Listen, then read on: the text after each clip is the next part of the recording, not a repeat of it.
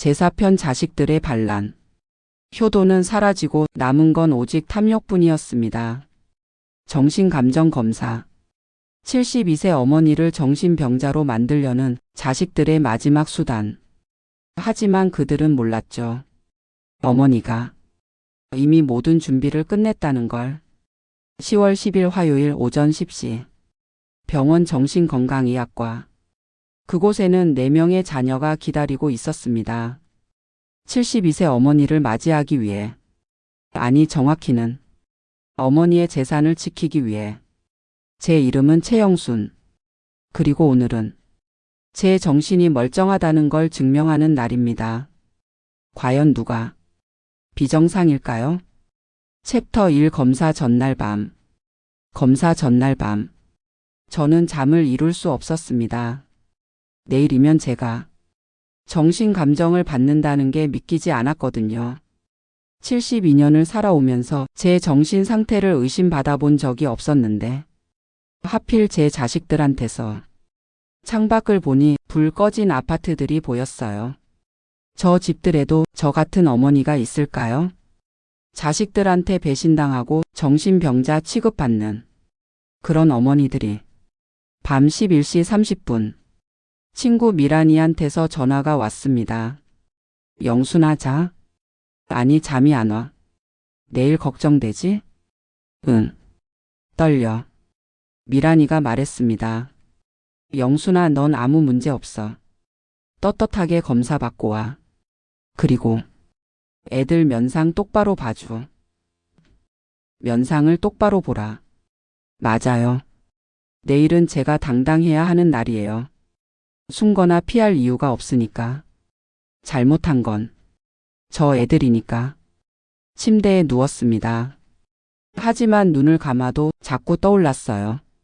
어렸을 때 민철이, 초등학교 입학식 때 은혜, 중학생 때 말썽꾸러기 민수, 유치원 때 재롱둥이 지훈이. 언제부터 변한 걸까? 내가 뭘 잘못한 걸까? 하지만 이내 고개를 저었습니다. 아니야. 내 잘못이 아니야. 이건 저 애들이 탐욕스러워진 거야. 새벽 4시에 잠들어 오전 7시에 일어났습니다. 3시간밖에 못 잤지만 머리는 맑았어요. 좋아. 오늘이다. 정신 똑바로 차려. 샤워를 하고 깔끔한 옷을 입었습니다.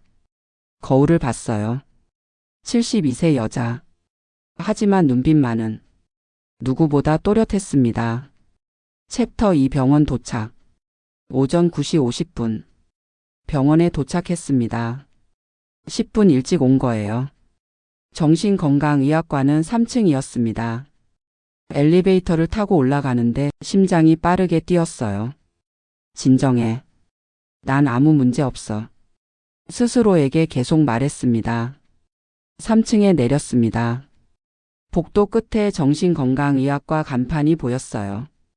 그리고 그 앞에 서 있는 4명의 사람들. 장남 민철이, 둘째 은혜, 셋째 민수, 그리고 막내 지훈이. 지훈이가 캐나다에서 왔어요. 정신감정 때문에 비행기를 타고 온 겁니다. 나 이 정도로 심각하게 생각했구나. 제가 다가가자 내 자녀가 일제히 저를 봤습니다. 민철이가 먼저 말했어요. 어머니 오셨네요. 목소리가 차갑더군요. 그래, 왔어. 들어가시죠. 의사 선생님 기다리고 계세요. 너희들도 같이 들어가니? 내 보호자로 동행해야 해요. 문이 열렸습니다. 진료실 안에는 50대 중반쯤 되어 보이는 남자 의사가 앉아 있었어요. 명찰에 김민호라고 적혀 있었습니다. 어르신 앉으세요. 저는 의자에 앉았습니다. 자녀들은 뒤에 서 있었어요. 마치 저를 감시하는 것처럼. 의사가 물었습니다. 최영순 어르신이시죠? 네. 오늘 정신감정을 받으러 오셨다고 들었습니다. 네, 그렇습니다. 혹시 어디 불편하신 곳 있으세요? 아니요, 없습니다. 의사가 제 자녀들을 봤어요. 보호자분들 먼저 밖에서 대기해 주시겠습니까? 환자분과 10일로 상담을 먼저 진행하겠습니다. 민철이가 당황했습니다. 저희가 같이 있어야 하는 거 아니에요? 아닙니다. 환자분의 정확한 상태를 파악하려면 보호자가 없는 상태에서 먼저 면담을 해야 합니다. 하지만 밖에서 기다려 주세요. 결국 내 자녀는 나갔습니다. 문이 닫히는 순간 저는 안도의 한숨을 쉬었어요. 챕터 3 의사와의 면담. 의사가 말했습니다. 어르신 긴장 푸세요. 편하게 얘기하시면 됩니다. 네. 먼저 몇 가지 질문 드리겠습니다. 오늘이 며칠입니까? 10월 10일 화요일입니다. 대통령이 누구죠? 저는 대답했습니다. 여기가 어디입니까? 병원 정신건강의학과입니다. 의사가 고개를 끄덕였습니다. 기본적인 인지 기능은 전혀 문제 없으시네요. 그럼 저 정상인 거죠? 네, 물론입니다. 그런데 의사가 잠시 멈추더니 물었어요. 어르신 혹시 왜 오늘 여기 오셨는지 아세요? 네. 보호자분들이 어르신의 정신 상태를 걱정하신다고 하던데 구체적으로 어떤 일이 있었나요? 저는 모든 걸 말했습니다. 추석날의 일, 30년간 준 돈, 자녀들의 반응, 내용 증명. 의사는 조용히 듣고 있었어요. 제 이야기가 끝나자 의사가 말했습니다. 어르신 솔직히 말씀드리겠습니다. 어르신은 전혀 문제가 없으세요. 오히려 매우 건강하신 상태입니다. 인지 기능도 또래보다 우수하시고 판단력도 명료하십니다. 정말 그런가요? 네. 제가 20년간 이 일을 해왔는데 어르신 같은 분이 정신 감정을 받는 건 솔직히 처음입니다. 의사가 한숨을 쉬었어요. 가족 간 재산 분쟁으로 오시는 분들 많습니다. 하지만 대부분은 정말 치매나 우울증이 있는 경우죠. 어르신처럼 멀쩡하신 분이 자녀분들 때문에 오신 건 정말 말을 잇지 못하더군요. 제 눈에서 눈물이 났습니다. 선생님, 저 잘못한 거 없죠? 당연히 없으십니다. 어르신 재산은 어르신 거예요. 어떻게 하시든 어르신 마음입니다. 애들이 저를 정신병자로 만들려고. 그건 불가능합니다. 제가 소견서를 작성해 드릴게요. 어르신이 완전히 정상이시고 재산 처분 능력이 충분하다고 명시하겠습니다. 그 말에 저는 울음을 터뜨렸습니다. 30년 만에 누군가 제 편을 들어준 것 같았어요. 챕터 4 대기실의 자녀들. 대기실. 내 자녀가 앉아 있었습니다. 민철이가 시계를 봤어요. 벌써 30분째야. 뭘 그렇게 오래 하는 거야? 수진이가 말했습니다. 어머님이 이상한 말씀 많이 하시는 거 아닐까? 은혜가 불안해했어요. 엄마가 정말 치매인 걸까? 민수는 담배를 피우고 싶어 안절부절못했습니다. 나 답답해. 빨리 나와야 할 텐데. 막내 지훈이가 말했습니다. 형들 이거 진짜 맞는 거야? 뭐가? 어머니를 정신병자 취급하는 게. 민철이가 화를 냈어요. 야, 넌 멀리 살아서 몰라. 어머니가 요즘 얼마나 이상하신데. 이상한 게 아니라 정상적으로 판단하신 거 아니야? 뭐? 형 솔직히 말해봐. 우리가 어머니한테 잘했어? 돈만 받아갔지 제대로 모신 적 있어? 은혜가 끼어들었습니다. 막내야, 너도 1억 넘게 받아갔잖아. 이제 와서 무슨 소리야? 맞아. 나도 받았어. 그래서 더 부끄러운 거야. 우리가 진짜 폐륜 아들이야. 민수가 고개를 숙였습니다. 나도 사실 양심에 걸려. 민철이가 소리쳤어요. 야들아, 지금 우리가 뭐 하는 거야? 어머니가 재산 다 처분하시면 우리 어떡하게? 그게 어머니 돈인데 왜? 지훈이의 말에 민철이는 대답하지 못했습니다. 그때 진료실 문이 열렸습니다. 제가 나왔어요. 눈이 약간 붉어진 상태로. 네 자녀가 동시에 일어났습니다. 챕터 5 검사 결과 발표. 의사가 나와서 말했습니다. 보호자분들 들어오세요. 네 자녀가 진료실로 들어갔어요. 저도 다시 의자에 앉았습니다. 의사가 서류를 보며 말했습니다. 검사 결과 말씀드리겠습니다. 최영순 어르신은 인지 기능, 판단력, 기억력 모두 정상입니다. MMSE 점수 29점, K-DRS 정상 범위, 우울증 검사도 정상입니다. 민철이가 물었습니다. 그럼 치매는 아니라는 거죠? 네, 전혀 아닙니다. 하지만 어머니가 갑자기 이상한 행동을. 의사가 말을 끊었습니다. 이상한 행동이요? 제가 보기엔 매우 정상적인 판단을 하셨는데요. 의사가 자녀들을 봤습니다. 보호자분들 솔직히 여쭙겠습니다. 어르신의 재산 처분 때문에 오신 거 맞죠? 침묵. 가족 간 재산 문제로 병원 오시는 분들 많습니다. 하지만 이건 정신과 문제가 아니에요. 법적 문제죠. 어르신은 완전히 정상이시고 본인 재산을 어떻게 하시든 자유입니다. 민철이가 변명했습니다. 아니, 그게 아니라 저희가 걱정돼서. 걱정이요? 의사의 목소리가 차가워졌어요. 제가 20년간 이 일하면서 느낀 건데 진짜 걱정하는 가족은 이런 식으로 안 옵니다. 은혜가 울먹였습니다. 선생님, 그럼 저희가 뭘 어떻게 해야 하나요? 간단합니다. 어머니 말씀 들으세요. 그리고 감사하게 생각하세요. 30년간 받으신 거 다 기억하고 계시던데요.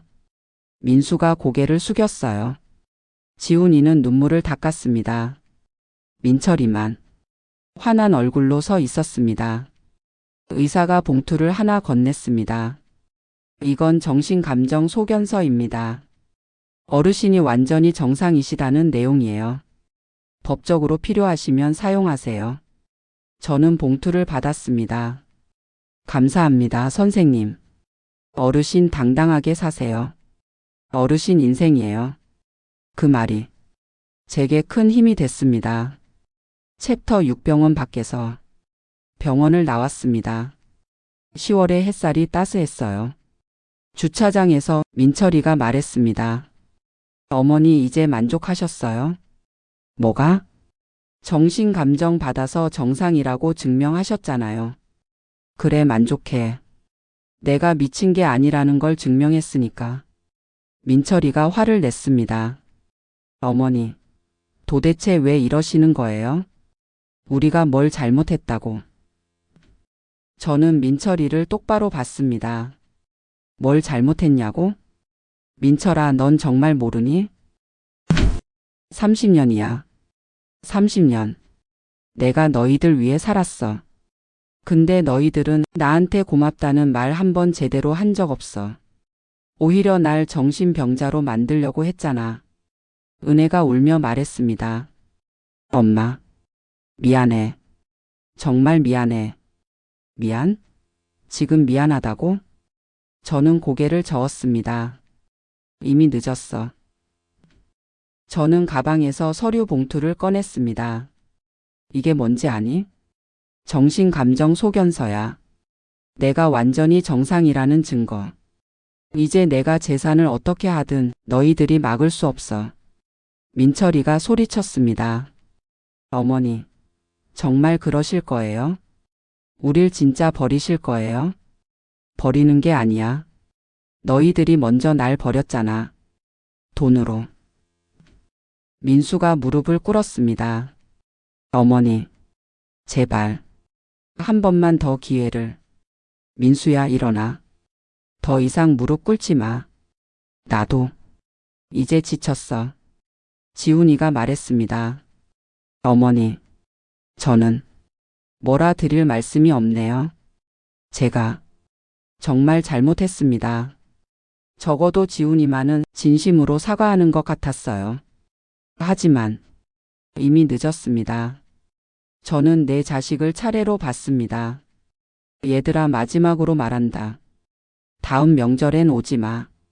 나도 이제 내 인생 살 거야. 너희들 없이. 어머니. 그리고 유 원장 이미 썼어. 내 재산은 내가 쓰고 남으면 사회에 기부할 거야. 민철이의 얼굴이 하얗게 질렸습니다. 어머니. 정말 그러실 거예요? 그래.